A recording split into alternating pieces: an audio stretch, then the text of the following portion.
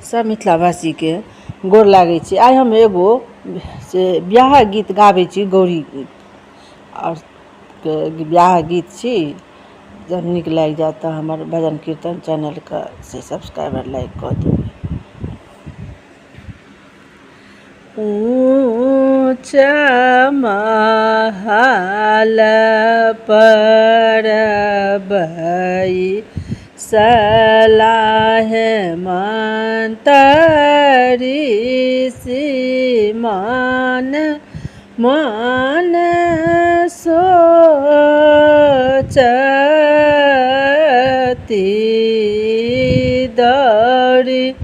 दौड़ गेलखिन माई मनायन। सुनु राजा बचन हमार मोर गौरी बारी कुमारी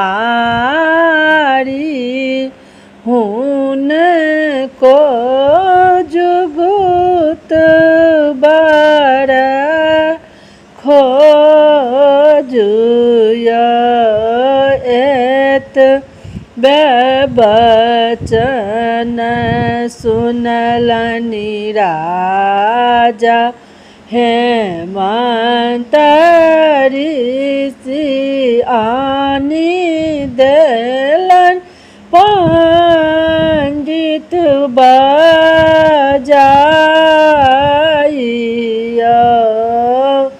आओ आओ पंडित बैसु आसन धरि मोर गौरीक लगन उचारुय।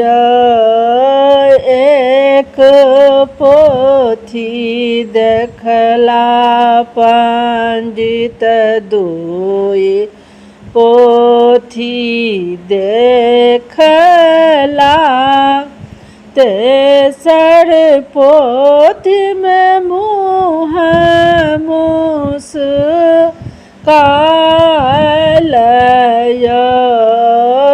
की या पंडित मुँह मुस्कालऊ मोर गौरी के कहन बरली लिखलय। आहाँ के गौरी के लिखल छनि जोगिया। आहाँ के होए त जमाई हम नाई करब जोगिया जमाई मोर धिया रहती कुमारिया।